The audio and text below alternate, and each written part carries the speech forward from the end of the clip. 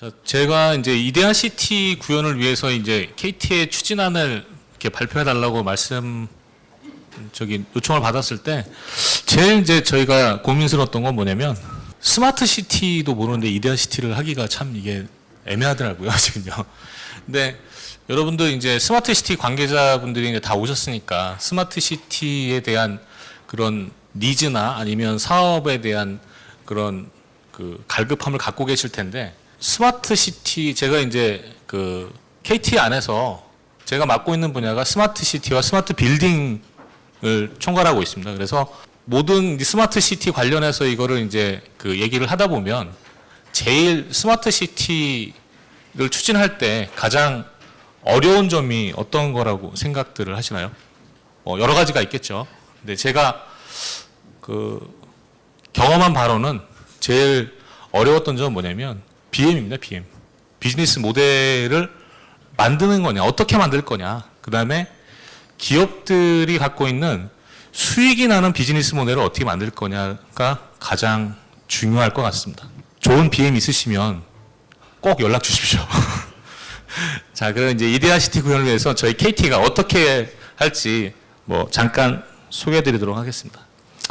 스마트 시티, 처음에는 이제 스마트 시티와 국가 추진 방향에 대해서 말씀드리고요. 이데아 시티를 위한 플랫폼이 어떤 게 있을까, 그 다음에 그 KT의 이데아 시티 추진 방안에 대해서 마지막으로 말씀을 드리겠습니다. 우선은 저희가 이제 스마트 시티를 항상 이제 하는 사람으로서, 스마트 시가 뭐죠? 이렇게 얘기를 하면 선뜻 그냥 ICT하고 네트워크하고 인프라하고 다 종합해서 하는 게 스마트 시티 아닌가요? 라고 하잖아요. 그래서 언제나 이게 제가 장표를 만들 때는 이 정의를 항상 딱 넣고, 언제 어디서나 모든 것과 연결되기 가능한 네트워크와 지능형 ICT 기술로 도시의 효율성을 높이고 시민의 편익과 삶의 질을 향상시키며 지속 가능한 혁신 성장을 실현되는 미래 도시다라고 하는 걸 항상 말씀을 드립니다. 스마트 시티를 하는 사람으로서 정의 정도는 이제 알고 가야 되겠죠. 근데 우선 그러면 이 스마트 시티라는 것이 여기서 보시면 밑에 이제 테마들이 있죠. 안전, 에너지, 교육, 관광, 환경, 교통들이 있는데, 스마트 시티는 과연 어떤 구성 요소로 이루어졌을까요? 이게 보면 보통은 저희가 스마트 시티를 오래 한 사람들은 그렇게 얘기를 하죠. 스마트 시티 통합운영 센터가 하나가 있을 거고, 그 다음에 스마트한 네트워크가 필요할 거고, 인프라가 필요할 거고, 그 다음에 스마트 서비스가 필요합니다.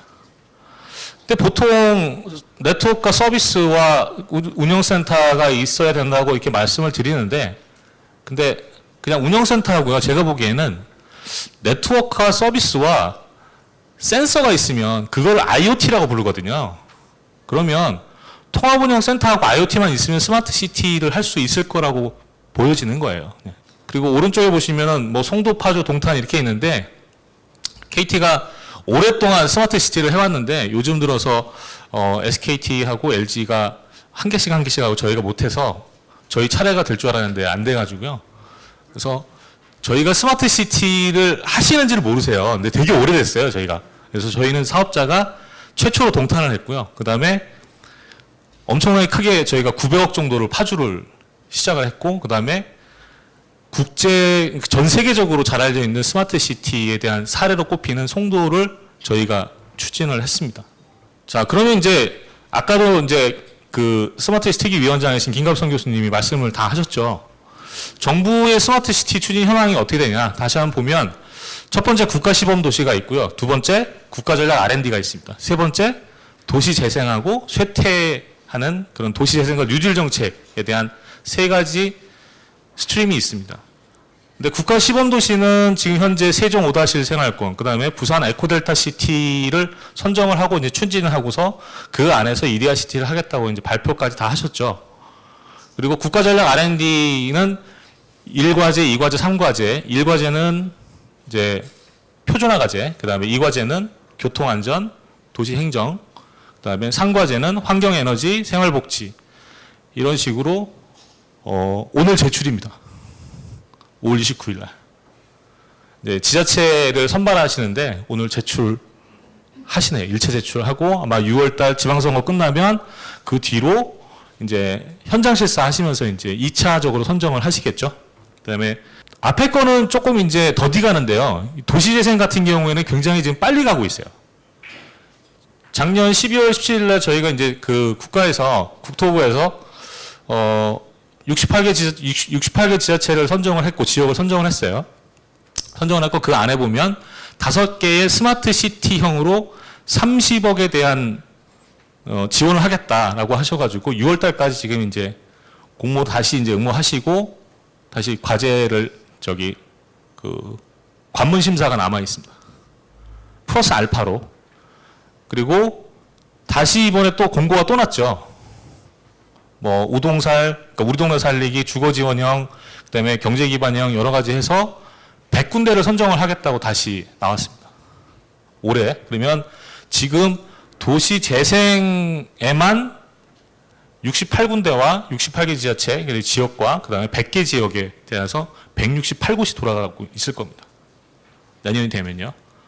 근데 이제 보통은 도시재생 하실 때 이제 다가서실 때 보시면 마스터 플랜이라는 걸 먼저 하세요. 마스터 플랜을 먼저 하셔서 급하신데 포항 같은 데 좀 이게 효과가 나시는 데는 이제 빨리 하시려고 하시고요. 그리고 다른 곳들은 스마트 시티형에 좀 이제 여력이 되시는 데는 조금 여유를 갖고 MP부터 시작을 하셔서 내년에 이제 발주를 하시는 걸로 그렇게 계획이 되어 있습니다. 그래서 이제 국가 시범 도시에 저희가 관심도 있는 이데아 시티를 하겠다고 지금 말씀을 하셨고 추진기관에서도 디지털 트윈 가상도시를 구축해서 추진을 하겠다라고 발표까지 다 하셨습니다. 우리가 생각하는 이데아 시티에 대한 플랫폼은 어떤 걸까요? 자, 이데아 시티는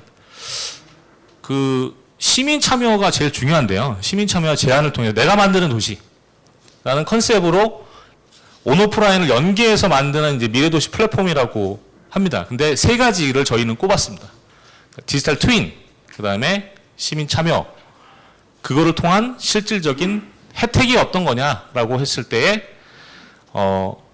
그 미래도시 플랫폼을 구현할 수 있겠다라고 하는 것입니다. 자, 이 국토부에서 지금 스마트 시티와 이데아 시티, 뭐 스마트 시티를 얘기하면 사람을 빼놓고는 전혀 얘기가 안 되는 그런 기조가 있습니다. 그래서 항상 사람 중심의 스마트 시티, 미래도시를 만들자라고 하시는 것들이 되어 있죠. 그래서 미래도시가 그러니까 예전에는 도시 문제에만 포커싱이 되어 있는데 지금은 도시 안에 살고 있는 그 사람이 어떤 문제를 갖고 있는지를 이제 근본적으로 보게 되는 것이죠. 그래서 워킹과 라이프를 조화를 이루는 공동 가치지향적인, 그러니까 공동체 가치지향이라는 것 자체는 뭐 그런 거죠.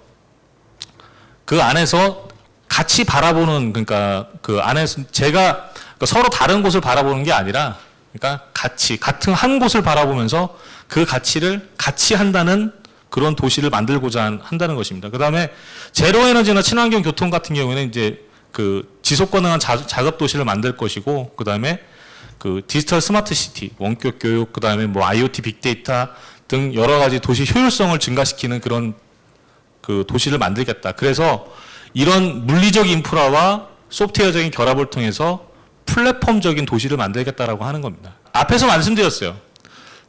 스마트 시티 구현의 가상도시 해서 우리가 국가 시범도시 세종 5-1 생활권, 그 다음에 부산 에코델타 시티에 적용을 할 계획이라고 하죠. 지금요. 근데 첫 번째 그러면 이데아 시티라는 게 어떻게 돌아가느냐. 그러니까 잠깐 보면, 그러니까 우선은 온라인 공론장, 디지털 공론장, 그 다음에 여러 가지 뭐 얘기들이 있습니다.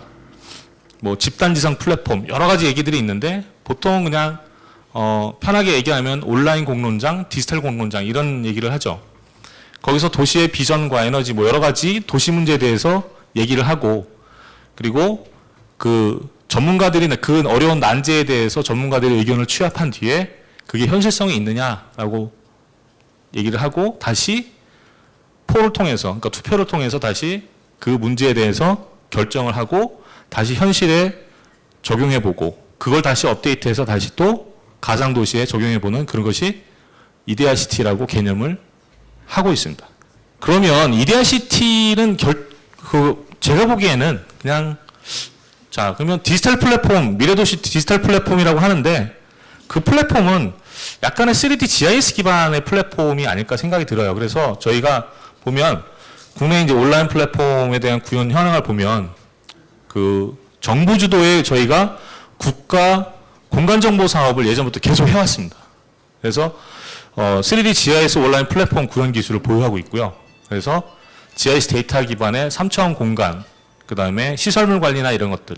그래서 3D 맵으로 구현하는 것도 있고요. 그 다음에 그 재개발이나 아니면 신규 도시를 개발할 때 시뮬레이션이나 아니면 날씨 시뮬레이션, 일조권 시뮬레이션, 그 다음에 여기 나와 있는 예로 드는 지진 피해에 대한 시뮬레이션까지 같이 한다고 합니다. 자, 그럼 이 플랫폼의 개념은 물리적 도시를 디지털 3D로 시각화하고, 그 다음에 아까 말씀드렸죠. 시민과 전문가들이 집단지성에 참여해서 공동체의 문제를 해결하고 그거를 통해서 삶의 질을 향상시키고 그 다음에 그 안에서 지속 가능한 도시를 만드는 게 미래도시 플랫폼이라고 볼 수 있죠. 자, 그럼 어떻게 구현할까요? 구현하는 건 저희가, 그러니까 스마트 시티는 그냥 간단해요. 이렇게 뭐 예전에 UCT 때는 신도시 이제 터 밀고 쫙 밀어서 평평하게 만든 다음에 그 다음에 이제 거기다가 다시 얹고 이렇게 했는데 지금은 스마트 시티는 신도시뿐만 아니라 기존 도시, 도시 재생 여러 가지 개념을 합하고 그 다음에 또 그 안에 시민이 참여해서 그거를 아까 공동체 가치지향적인 도시를 만든다라고 하는 개념이 스마트 시티로 이제 가는 거죠. 근데 자, 미래도시 플랫폼은 3D GIS 맵을 구축합니다. 예전부터 한 2005년 항공 촬영하고 다 3D 맵을 만들고 있었어요, 저희는. 그리고 GIS 정보와 빅데이터 정보, 그러니까 공공 데이터 정보와 지상 정보, 지리적 정보를 매핑을 하죠. 그래서 다시 도시 재생에 대한 그 시뮬레이션 툴에 한번 돌려보고, 그래서 그게 정말 맞느냐라고 했을 때 집단지성 플랫폼을 통해서 투표를 하고, 그 다음에 국내외 전문가들, 그러니까 꼭 뭐 디지털 공론장이니까 꼭 뭐 국내의 전문가만 한정 지을 필요는 없겠죠. 해외에 대한 뭐 마윈한테 물어볼 수도 있는 거고 저희가. 그래서 기존 스마트 시티 솔루션과 연계하는 게 미래도시 플랫폼의 구현 절차입니다. 자, 간단하게 구현 프로세스를 말씀을 드리면 세 번째 아까 우리 도시건설 시뮬레이션에 대한 얘기를 했었어요. 근데 보통은 시뮬레이션을 왜 하냐면 현재 도시의 문제점들이 어떻게 향후에 어떻게 임팩트가 있을지를 우리가 한번 가상으로 설계를 하고 돌려보는 시뮬레이션을 해보는 것들에 주로 쓰였었습니다. 미래도시 같은 경우는 창조적인 시뮬레이션이다라고 해서 이렇게 만들어보는 거죠. 아까 이제 김가성 교수님도 말씀하셨듯이 심시티, 그 다음에 지금 저희가 심시티보다는 시티스 스카이라인이라고 내는 요 프로그램이 이게 지금은 좀 많이 화두가 되고 있는 것 같습니다. 그래서 우리가 신도시나 대단위의 토지 개발이나 미래 공간을 창조할 때 어떻게 시뮬레이션 해볼 것이냐. 그래서 밑에 있는 거는 현행도시 개선 시뮬레이션은 교량이나 아니면 터널을 뚫었을 때 어떻게 해서 교통량 변화나 어떻게 일어날 거냐 하는 거를 변화 시뮬레이션에 대한 예상도를 볼 수가 있고, 그 다음에 미래도시 같은 경우는 어떻게 변화할 거냐, 변화돼서 그걸 프로그래밍을 할 수 있는 그런 예상도를 볼 수가 있습니다. 마지막에 저희가 이제 집단지성 플랫폼이라는 거를 봤었어요. 처음에는 이제 시민 가상 체험을 제안했고, 그 다음에 온라인 투표를 하고, 그리고 전 세계 전문가가 참여해서 그 사람들의 지식을 같이 나누는 거죠. 어려운 난제를 통해서 그거를 다 나눠서 해결을 하고, 그 다음에 다시 그 유관 부처에다 피드백을 드리면 그걸 이제 정책적인 반영을 통해서 그런 걸 만들 수 있지 않을까 싶습니다.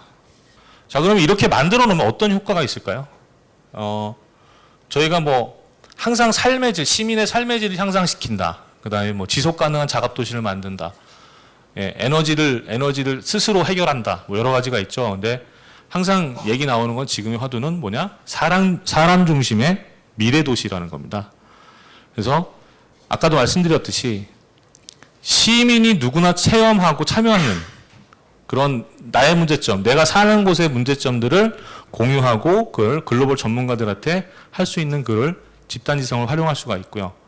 그 다음에 도시에 대한 운영에 대한 효율성을 좀 향상시킬 수 있다고 합니다. 우선 그렇겠죠. 터널을 뚫어야 되는데 터널을 뚫어놓고 이거 잘못했네? 이거보다는 그러니까 시뮬레이션을 통해서 이 터널을 뚫었을 때 교통량이나 어떤 변화가 미리 보고서 이제 그러면 이걸 할 거냐 말 거냐부터 결정을 할 수가 있겠죠군요.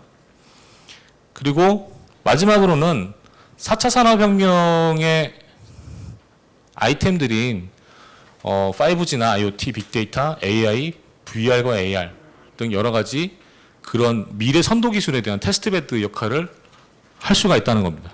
자, 그럼 저희 KT가 이데아시티와 관련해서 어떻게 추진하고 있는지 한번 말씀드리겠습니다.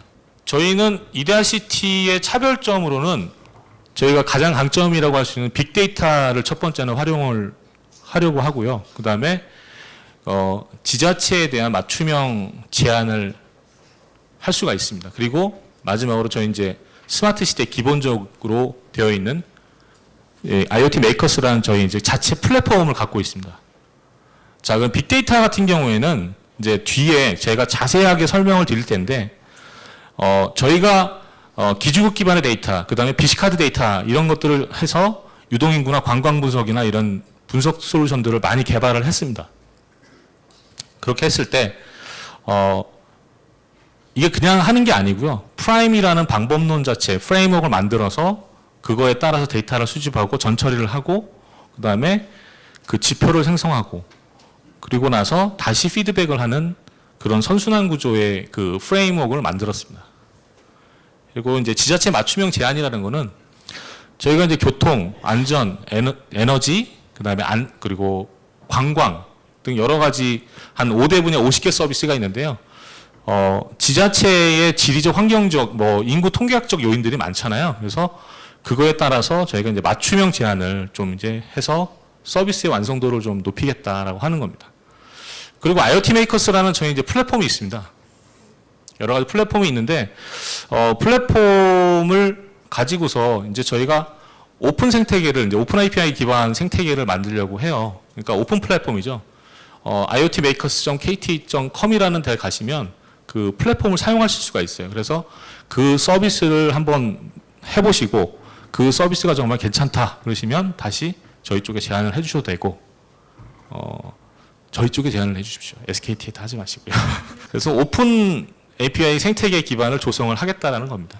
자, 그러면 제가 이제 다음부터는 저희 스마트 시티와 KT의 빅데이터가 어떻게 이제 이루어지는지를 좀 이제 자세하게 설명을 드리겠습니다.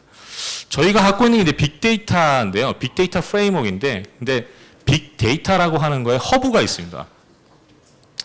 빅데이터 허브는 데이터를 수집하는 방법, 그 다음에 데이터를 처리하는 것들, 그리고 빅데이터, 그 AI를 통해서 빅데이터를 분석을 하고 다시 그걸 대시보드 형태의 시각화를 하는 하나의 플랫폼 형태의 것을 빅데이터 허브라고 합니다. 자, 그런데 빅데이터 허브를 통해서 뭘 할 수 있느냐? 그거를 이제 수집을 하고 단순하게 그냥 공공 데이터, 시각 데이터 다 수집을 하는 게 아니고요. 빅데이터 밑에 보시는 빅데이터 프레임워크라는 그 프라임이라는 프레임워크를 통해서 데이터를 수집을 하게 되고요. 그 다음에 안에서 데이터를 전처리하거나 아니면 데이터 분석하거나 시각화를 하는데 이런 거를 통해서 모니터링하고 도시 운영을 최적화할 수 있다라고 하는 것이죠. 자, 그러면 빅데이터 프레임워크는 뭘까요? 프라임 방법론인데요. 저희가 디지털 트윈을 구현하기 위해서 이 이제 데이터 인풋 영역을 조금 활용을 하려고 합니다. 무슨 얘기냐면, 국가 시범 도시 자체는 지금 이제 신도시니까 아무런 데이터가 없잖아요. 그죠? 만들어서 이렇게 할 수 있는 게 없잖아요. 그런데 저희가 이제 비슷한 규모의 빅데이터 데이터를 가지고 기지국 데이터, 그 다음에 비시카드 데이터, 유동인구, 생활인구 데이터, 여러 가지 데이터들이 있습니다. 그 데이터를 가지고서 한번 미리 부어보는 거죠. 그 플랫폼에다가. 이 정도 규모의 사람들과, 이 정도 생활인구의 사람들과, 이 정도 유동인구가 어떻게 작용할 것이라고 미리 부어보는 겁니다. 그러기 위해서는, 목표를 설정을 해야 되겠죠, 저희가. 죄송합니다. 자, 생활 편의성이다. 그 다음에 안전 포용성이다. 비용 효율성이다라는 어떠한 가시적인 목표를 설정합니다. 그리고 나서 그 목표에 맞게끔 데이터를 공공 데이터, 그 다음에 개인에 대한 IoT 데이터, 디바이스 데이터, 여러 데이터를 수집을 하겠죠. 그리고 그 데이터를 수집을 했는데 단순하게 수집을 한 게 아니고요. 그 다음에 이제 지표를 구성을 합니다.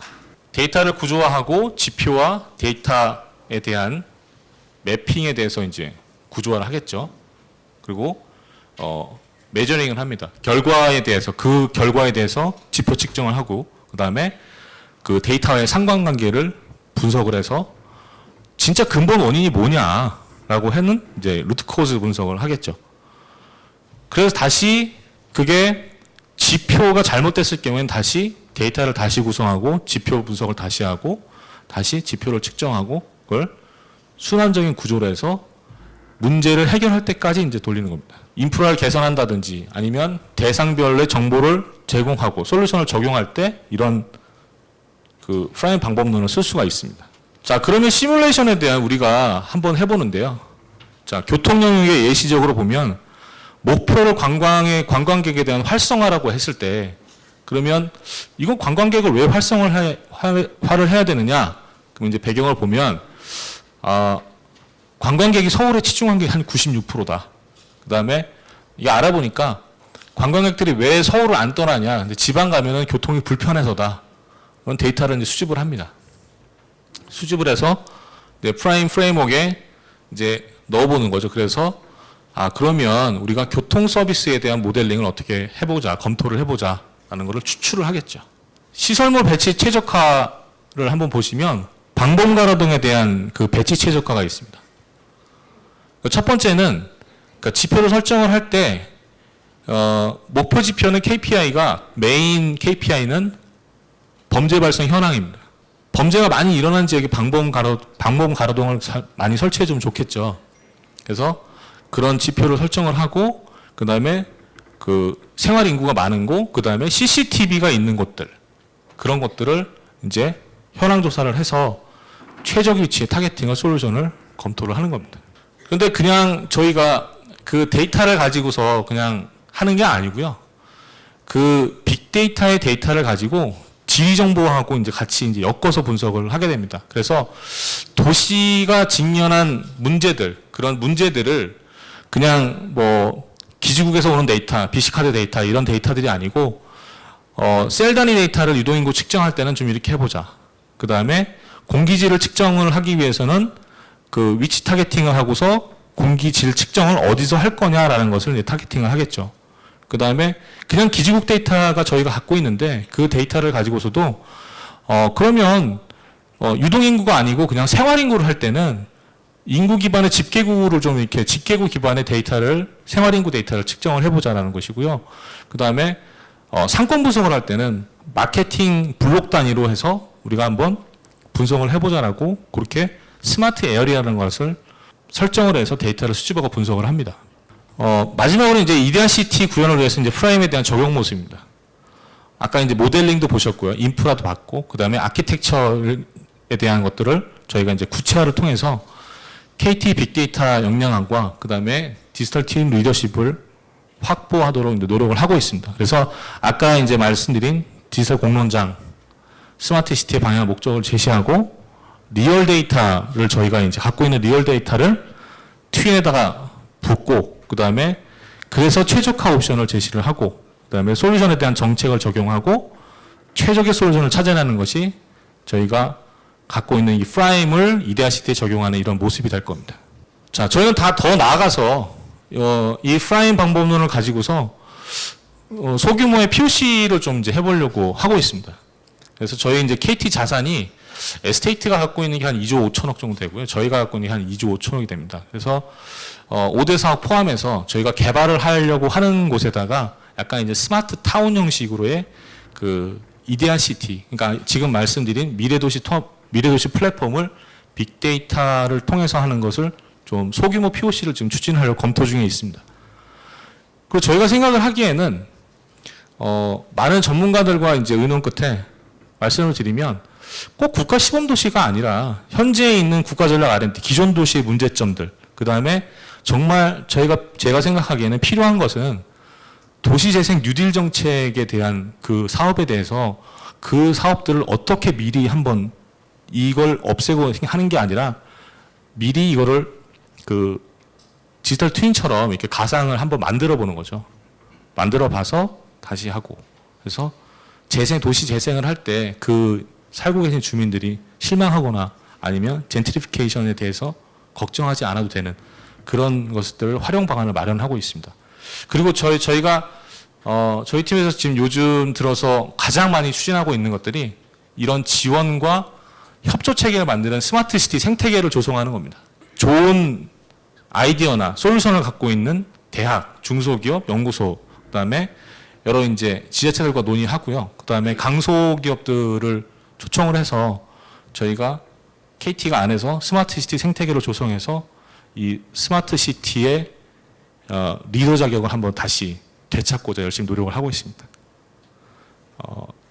제 발표는 여기까지고요. 우선은 뭐 스마트 시티를 하거나 이걸 해보니까 저희가 예전에 UCT를 하거나 아니면 스마트 시티를 해보면 대기업이나 한 개 대기업이 이렇게 잘한다고 해서 되는 건 아니고요. 밑에 써 있듯이 중소기업들, 그 다음에 강소기업들이 같이 할 때 가장 좋은 솔루션을 찾을 수 있을 거라고 생각합니다. 예, 끝까지 경청해 주셔서 감사합니다.